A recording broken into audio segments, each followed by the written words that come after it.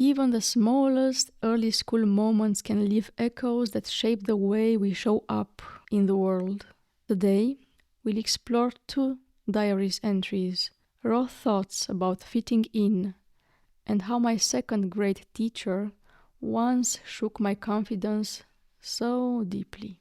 These shaping moments, carried alongside ancient and more recent memories, have gently taught me the art of showing up and the simple, brave act of just being myself.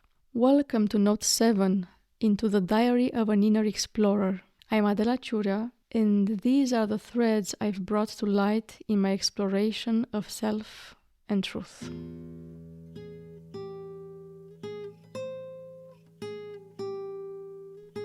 The 26th of October 2015.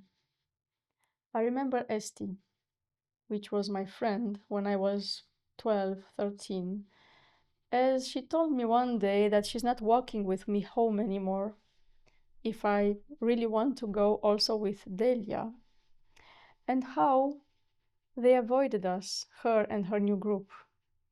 We weren't cool. With Delia, we've focused on learning.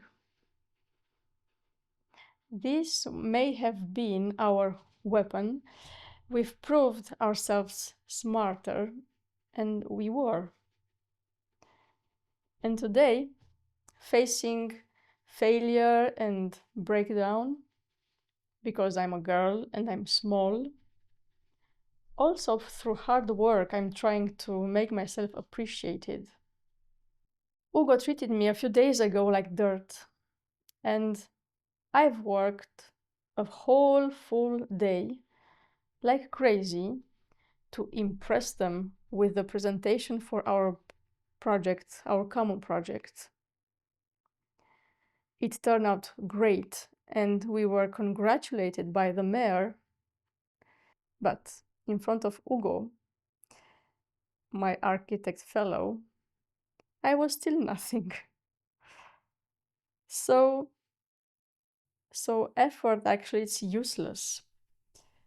Actually, somebody else's opinion shouldn't matter. The effort has to be for my own sake. And me for myself, I have to decide if my architect degree, diploma, is the symbol of what I came to do here, or the symbol of what I want others to think of me.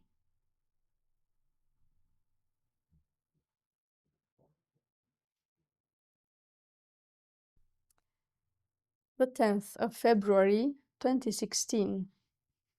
I've read in a book by Louise Hay the question, what negative message did you hear during your childhood from your teachers in school? I thought of my first teacher in the first grade, but I moved past that. I put down the book and I started to relax. And I felt tension, stress, sensation that I'm not good enough. I started organizing an energy healing course here in Grenoble. The first one is scheduled for in a month. It's been 2 days that I'm translating the texts, that I'm preparing the posters, the flyers. Well, I don't know if I'm afraid, but I'm stressed. The thought that I want that everything turns out right, and I'm stressed by the thought that I'm not good enough or not well prepared enough to carry these teachings here. This self-doubt, I felt it before and also related to my work as an architect. Like an exterior thought that tells me, you're a joke, and there are others better than you, and how come they never realize that you actually don't know anything? Inside me, I know that we all know or don't know as much, that we are learning constantly, but the thought is still there. And then the thought went to, where does this come from? This belief. And here I go back to my first teacher again. When I was about 7 or 8 years old. I don't know what happened actually. After the moment when I broke my leg and she came to see me and I felt her appreciation and love, I was 8 by the time. Everything changed towards the end of the school year so badly that my parents have decided to change schools for me. I have shreds of memory in my mind about how she was punishing me in front of the classroom, or she hit me on the hands with a ruler. I don't remember anymore why. I don't remember what she was so often telling me, so many times talking to me, telling me stuff.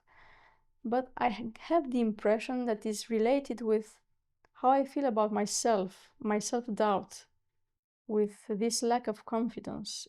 And this, I know it doesn't come from my parents because they always have supported us in whatever we did. And then I got to another understanding. At some point, my writing became very small, as if I've wanted to disappear. When I saw my notebooks from the first and the second grade a few months ago, I felt my heart squeezing again, seeing the comments of my teacher with red on my notebook.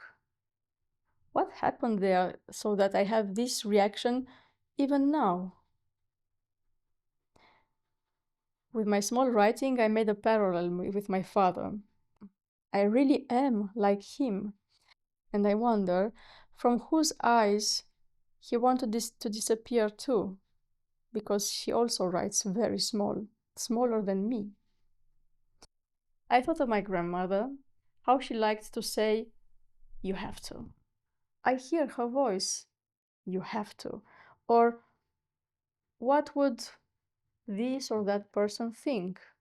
And then came before me the important feminine figures from my life as a child, and I've realized that I've always struggled more, or it was always more difficult to yield to the will of strong female figures in my life. All my teachers, important teachers, but I have always succeeded. All my male teachers, I feel like I didn't even needed their appreciation. Anyways, I've remembered, or maybe my mom told me about it, how once I didn't let my teacher, my first teacher, to come into the house. I was home alone and my mother told me never open the door to anyone, so I didn't open. And my teachers felt very offended. And I think maybe this was one of the reasons of our misunderstanding. My denying to open the door for her maybe opened a wound, an old wound. She wanted to come and give me her love, and I didn't open the door. Then her anger and frustration turned towards me. Well, it's okay. My first teacher was there to teach me a lesson.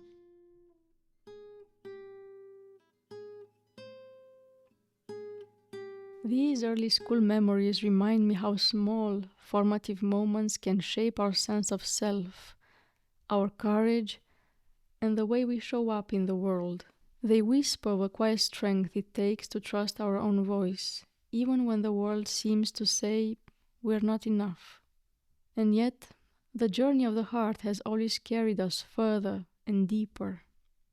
In the next note, we will travel across time and space to ancient Tibet, where a forbidden love in a monastery will reveal new lessons about desire, friendship, devotion, and the courage to follow the true heart. Join me as we step into that distant memory and explore how love, even when forbidden, teaches the soul its deepest truths.